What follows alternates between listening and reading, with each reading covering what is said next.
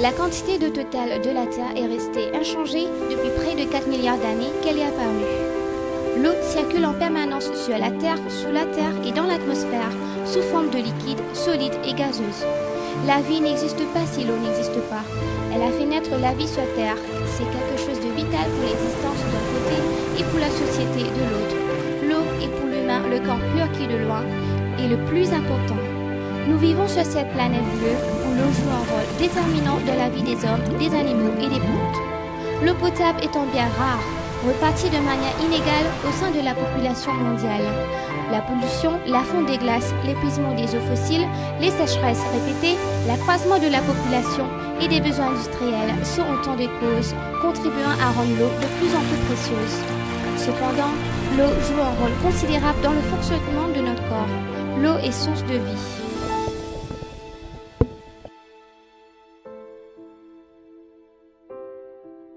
L'eau est la principale constitution de notre organisme. D'ailleurs, 60% de notre corps est fait d'eau, notamment le cerveau, le sang et les reins.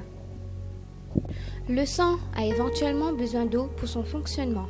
Il maintient une température constante, régularise la pression sanguine et permet d'apporter des nutriments aux cellules, par exemple de l'oxygène et aussi du sucre.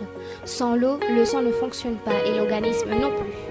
L'eau est aussi très essentielle pour les reins. Ces derniers sont constitués de néphrons. Les néphrons assurent l'élimination des toxines par filtration et excrétion d'urine. L'eau booste aussi le cerveau. Elle assure l'activité neurologique, favorise une bonne concentration et une bonne mémorisation.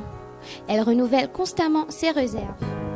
L'hydratation désigne plusieurs phénomènes liés à l'eau. Donc, il est recommandé d'en boire au moins 1,5 litre par jour pour remplacer les pertes.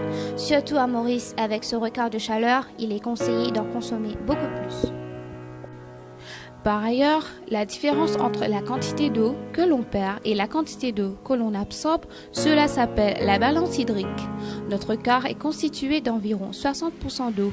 Cependant, notre corps perd chaque jour de l'eau à travers l'urine, 1,5 litre, la respiration 0,35 litres, la sueur 0,45 litres et les selles 0,20 litres.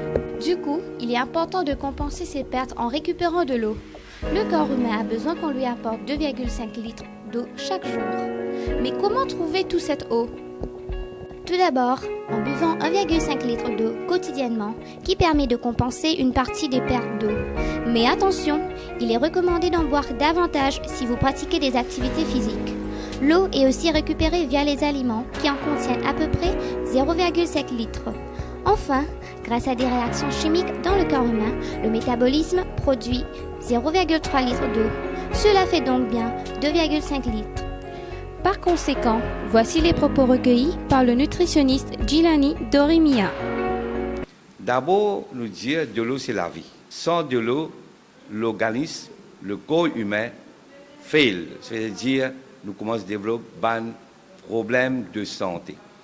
Premièrement, les cellules sont préservées dans le liquide, dans de l'eau, pour ne pas mourir.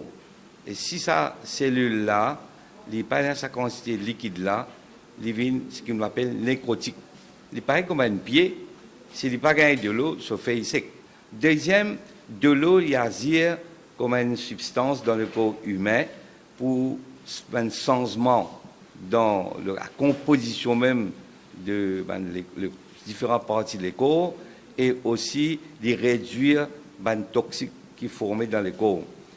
Troisièmement, les transports des éléments, des nutriments, comme on dit, des vitamines, des minéraux qui dissoutent dans de l'eau, les transportent dans le corps humain, en cerveau jusqu'au bout des doigts.